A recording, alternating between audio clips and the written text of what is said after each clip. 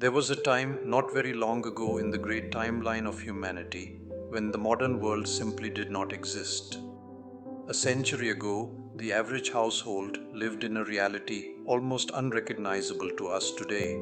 For instance, there were no television screens, no refrigerators, microwave ovens, air conditioners, washing machines, dishwashers, vacuum cleaners, no smartphones resting inside pockets like tiny supercomputers connected to the entire planet. Even ordinary telephones were still considered luxuries in many homes. The world moved slower then, much slower. Letters traveled for days or weeks delivered by hand. News arrived late every 24 hours with daily morning newspapers.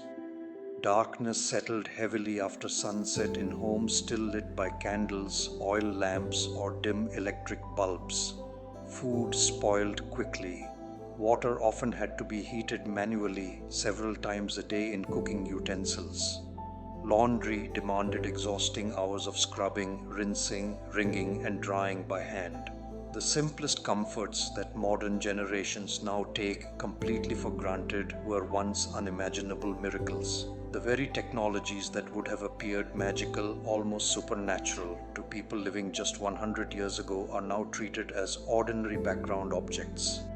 Silent servants so deeply woven into our daily existence that we barely even notice them anymore. A modern kitchen alone would have looked like science fiction to a family in 1926. Yet most people today rarely stop to ask a fascinating question. How did human beings live before all of these inventions were made? How did families survive summers cleaned without electric machines? How did mothers preserve food without refrigeration? How did people communicate across continents before mobile phones and so on? The truth is simple. Human life demanded far more labor, patience, endurance, and physical effort than most people today can even easily imagine.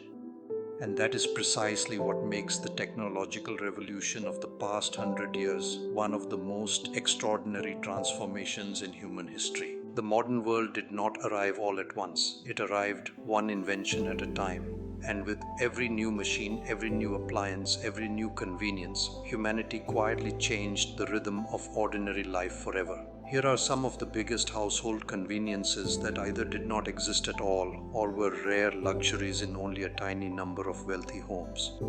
And what people used instead, especially in the Indo-Pak subcontinent: home cooling and heating. A century ago, escaping the summer heat in extremely hot areas like Pakistan and India was far more challenging than simply pressing a button on a remote control. Modern air conditioning either did not exist or was so rare and expensive that almost no ordinary household could access it.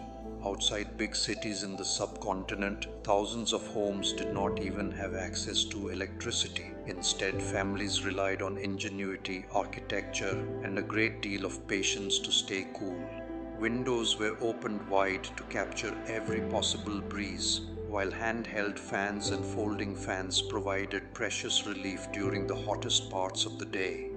In wealthier homes with access to electricity, ceiling fans slowly stirred the air overhead, though even these remained a luxury rather than a common household feature. Many homes were specifically designed to combat heat. Thick stone walls, shaded courtyards, and high ceilings helped keep indoor temperatures lower than the scorching outdoors.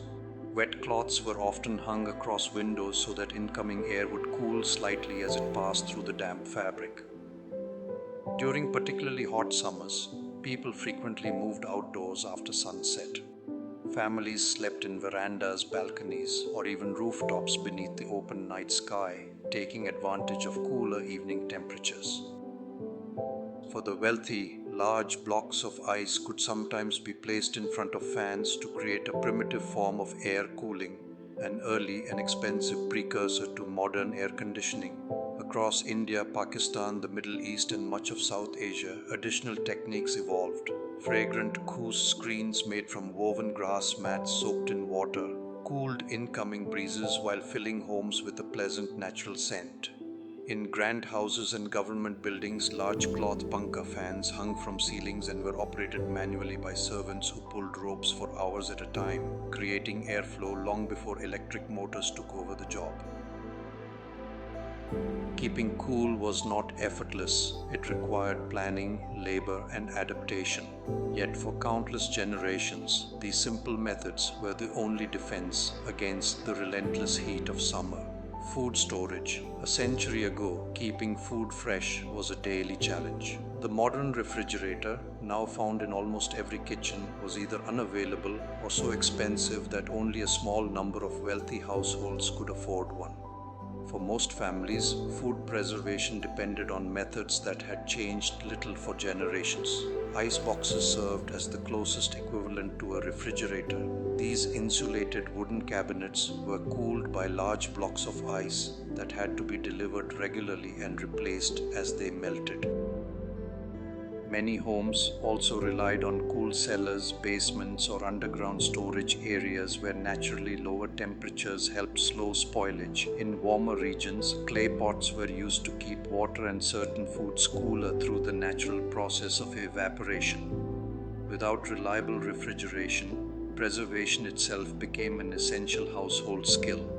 Food was routinely salted, smoked, dried, or pickled to extend its life.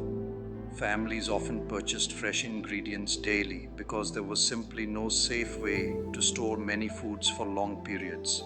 Milk was particularly troublesome.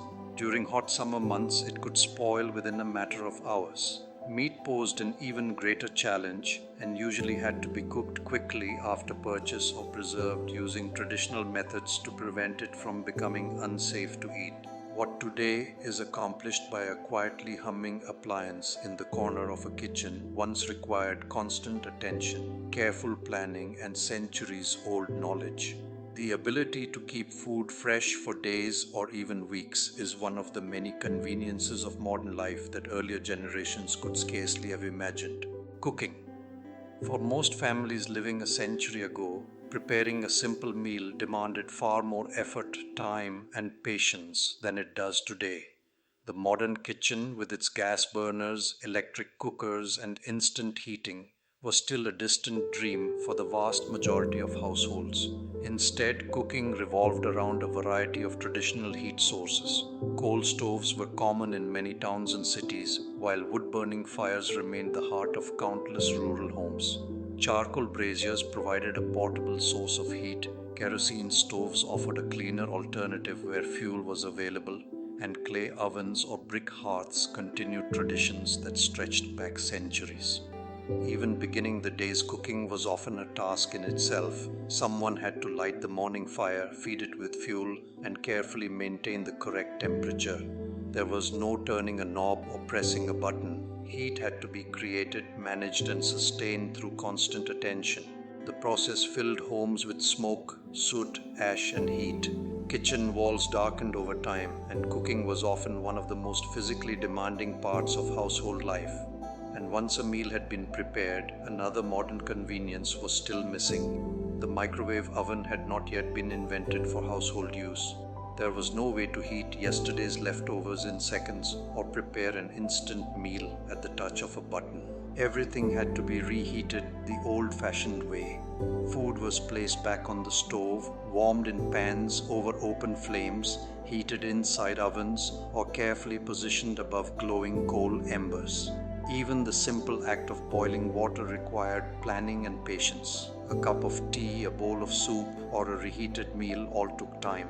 Families learned to work around the slower rhythm of daily life because there was no alternative. The very idea of instant food would have seemed extraordinary to most people of the era. Meals were prepared from scratch, heating took time, and convenience was measured not in seconds but in effort. Today, modern kitchens can produce hot meals within minutes. The transformation is so complete that most of us rarely stop to consider how remarkable it truly is. A century ago, laundry was not a chore that could be completed by loading a machine, pressing a button, and walking away. It was one of the most demanding and time-consuming household tasks, often requiring hours of hard physical labor. Without automatic washing machines, every stage of the process had to be performed by hand. Clothes were scrubbed individually using bars of washing soap, often against ridged washboards designed to help remove dirt and stains. Large buckets, tubs, and basins served as makeshift washing stations. While in some communities, garments were beaten against stones near rivers, streams, or communal washing areas to loosen stubborn grime. For heavily soiled items, boiling was a common practice. Large metal pots filled with water were heated over fires or stoves, and clothes were immersed to help remove dirt and kill germs. It was exhausting work that demanded both strength and endurance. The effort did not end once the washing was complete. Every garment then had to be rinsed manually, often several times, to remove soap residue.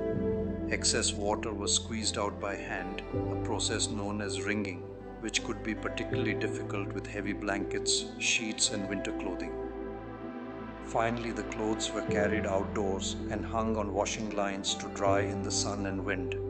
Weather played a crucial role. A sudden rain shower could undo hours of work and force the entire process to begin again. For large families, laundry day was often exactly that. An entire day devoted to washing, rinsing, wringing, and drying clothes. It was a regular and unavoidable responsibility that consumed a significant portion of household life. In wealthier households, the burden was often carried by servants, domestic staff, or professional washermen and washerwomen. But for most ordinary families, the work fell largely upon the women of the household, who repeated the same demanding routine week after week. After every meal today, dirty dishes can disappear into a dishwasher and emerge clean a short time later with virtually no effort. But a century ago, no such convenience existed. Every plate, cup, bowl, pot, and utensil had to be washed entirely by hand. The task usually began with heating water separately, often on a stove or over a fire. There was no instant supply of hot water available at the turn of a tap.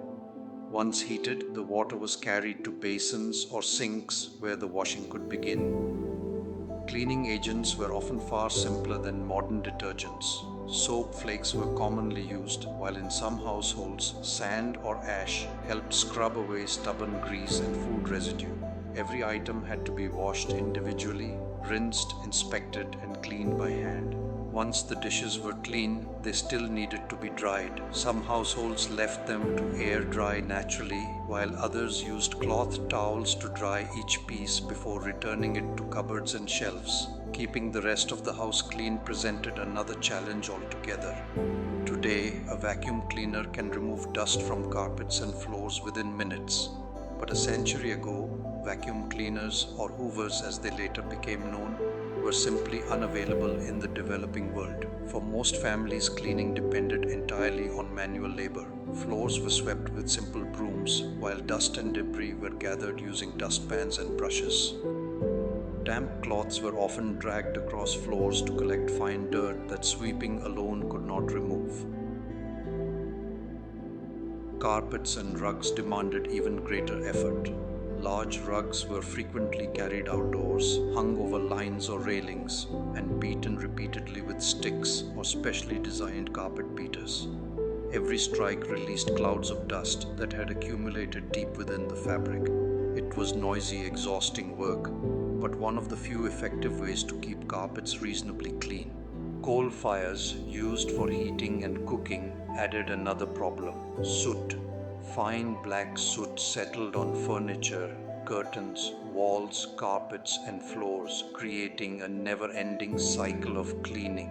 A century ago, when the day's work was finished and darkness settled across towns and villages, entertainment looked very different from the world we know today.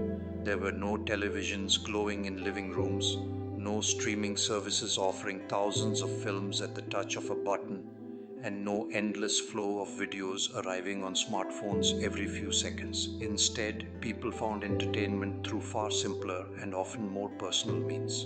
Newspapers remained an important source of both information and amusement. Live theater performances and music halls attracted audiences eager for drama, comedy, and songs. Gramophones brought recorded music into some homes, allowing families to enjoy performances whenever they wished. But much entertainment came not from machines, but from people themselves. Families gathered to tell stories, share experiences, and read books aloud to one another. Card games and board games provided hours of enjoyment, while conversation itself remained one of the most common forms of entertainment. The closest thing to modern electronic entertainment was radio, but even the radio was still in its early years, looking like big bulky boxes. Digital electronics were decades away, and the sleek digital radios of today would have seemed unimaginable. For those fortunate enough to have one, the radio became the centerpiece of evening life. Families gathered around a single set, much as later generations would gather around a television. Programs were listened to collectively, with everyone sharing the same experience at the same time. A news bulletin, a drama serial, a music performance, or a special broadcast could bring an entire household together around one glowing radio speaker. Messages were carefully written by hand and entrusted to postal services. Much communication still depended on face-to-face visits. People walked, cycled, or traveled considerable distances simply to speak with someone in person. Students used bicycles, school buses, public transport, and the horse-driven cart known as the tonga, hired by families on a monthly basis to take students to attend schools and colleges. It was a slow-moving transport. No turbo function except that the tonga owner would whip his horse mildly from time to time to force it in a higher movement gear. Public call offices provided access to telephones for those who did not own one, while messengers and hand-delivered notes were frequently used to carry information from one place to another. Long-distance communication was both slow and costly. A letter sent overseas could take weeks to reach its destination, and weeks more for a reply to return. Conversations that today take seconds could once stretch across months. Darkness carried greater influence over daily life. Once the sun disappeared below the horizon, many households gradually slowed down.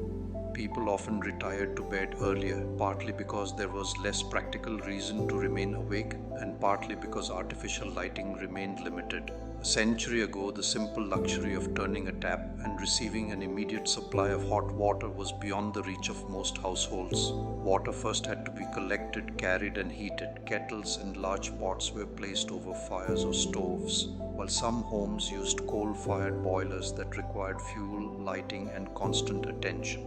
Once the water was warm, it still had to be carried manually, often in heavy buckets, to a bedroom, wash area, or portable bathtub. When enough hot water had finally been prepared, several members of the household might bathe one after another, sometimes sharing the same bath water in sequence. Today, every member of a family can watch different programs on different devices in different rooms. A century ago, entertainment was mostly a shared experience. One radio, one program, one room, and one family listening together. Today, a message can travel around the world in less than a second. We carry smartphones in our pockets, make video calls across continents, send photographs instantly, and communicate with almost anyone at any time. Even ordinary telephones were far from common. Landline telephones existed, but they were found mainly in businesses, government offices, and a limited number of urban homes. Instead, families relied on letters, important news, family updates, business matters, and personal tales. Millions of people relied on outdoor toilets located in yards, alleys, or shared courtyards. During the night, chamber pots were kept beneath beds or inside cupboards, then emptied and cleaned the following morning. Where private bathing facilities were unavailable, people sometimes used communal bathhouses. A barber shop usually offered bathing services known as garam hammams in local languages, where short notice hot water was available for a charge. At home, everyday washing was often carried out with a ceramic or metal wash basin and a pitcher of water. Hands, faces, and bodies were washed in stages rather than beneath a continuous stream from a shower. Depending on location and income, households used old newspapers, scraps of paper, cloth for today's toilet paper, water pots known as lotas, or other locally available materials. These arrangements were not considered unusual. They were simply part of ordinary life. A century ago, preparing food was a far more physical and time-consuming process than it is today, There were no electric mixers whipping ingredients together in seconds, no blenders turning fruit into smooth drinks, no food processors chopping, slicing, grinding, and mixing machines. Instead, every stage of preparation depended on hand tools and human effort. Spices, herbs, and grains were crushed with a mortar and pestle. Cream, eggs, and batter were beaten using hand whisks. Dough was flattened with rolling pins or bailna in Urdu and Hindi language, while grains, coffee, and other ingredients were processed in hand-operated grinders. Meat was chopped or pushed through heavy metal mincers fitted with cranks. One hand turned the handle while the other fed the meat into the machine. Time itself was also measured very differently. There were no digital clocks glowing beside beds, no electronic alarms, no kitchen timers, and no smartphones constantly displaying the exact hour. Instead, households relied on mechanical clocks that had to be wound regularly.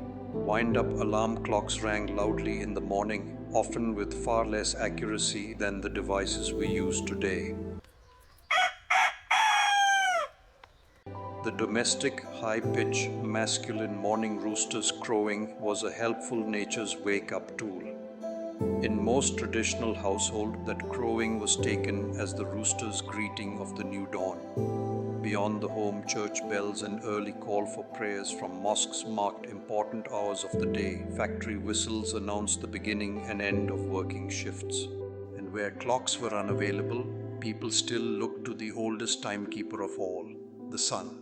Sunrise signaled the beginning of activity. The position of shadows helped estimate the passing hours. Sunset brought work to a natural close, especially in homes where artificial lighting remained limited. Life followed daylight far more closely than it does today. People rose earlier, planned work around available sunlight, and often retired not long after darkness fell. The day was shaped less by screens, digital reminders, and precise schedules, and more by bells, whistles, mechanical hands, and the movement of the sun across the sky. There were no enormous shop aisles filled with hundreds of brands, no frozen food sections, no towering shelves of packaged goods, and no weekly family shop loaded into the boot of a car. Instead, daily life depended on a network of small local shops or kiosks. Families visited the baker for bread, the butcher for meat, the greengrocer for fruit and vegetables, and the grocer for tea, sugar, flour, and other basic supplies. Many goods also came directly to the front door, somewhat like today's home delivery service. Milk was delivered in glass bottles by the milkman. Bakers brought fresh loaves through neighborhood streets. Other door-to-door vendors sold eggs, vegetables, fish, coal, household goods, and everyday necessities. Households looked forward to the arrival of these services. Weekly markets played an equally important role. Farmers, traders, and craftsmen gathered in town squares or market streets offering fresh produce, meat, clothing, utensils, and other household supplies. There was less privacy, particularly in crowded working-class homes where several family members might share the same rooms, beds, washing facilities, and even bath water. Yet there was also more cooperation. Families often worked together because household life could not function without shared effort. Children helped with errands, water, fuel, cleaning, and food preparation. Grandparents, parents, and younger family members frequently depended upon one another in ways that are uncommon today. A modern person suddenly transported back to 1926 would probably be struck first by the silence. Imagine reversing the journey, bringing a family from 1926 directly into a modern home. The past century has witnessed maybe the greatest transformation of all time. The physical toils of earlier generations eventually becoming the unnoticed conveniences of the present one. It would be very unfair to conclude the journey of this century without mentioning two events, one representing the evil and dark side of human beings, the other representing a rare event that comes around every 1,000 years. For years, television screens have carried the unbearable images of Gaza into homes across the world. Children buried beneath rubble, grieving families, shattered hospitals, hunger, displacement, and death unfolding almost in real time. Israel's military campaign under Benjamin Netanyahu's government has been described as genocide by Amnesty International and a United Nations Commission of Inquiry. Yet much of the developed world has continued to offer political protection, weapons, or carefully measured words, while Gaza's suffering is treated as background noise rather than a defining moral catastrophe of our age. The arrival of the year 2000 was one of those exceptionally rare moments when humanity seemed to pause together at the doorway of history. As midnight traveled from one time zone to another, extraordinary fireworks illuminated Sydney, London, Paris, New York, and cities across the globe, while millions celebrated not merely the beginning of another year, but the symbolic turning of an entire millennium, a spectacle no living generation would witness again, and one that countless generations must pass before the calendar approaches the year 3000.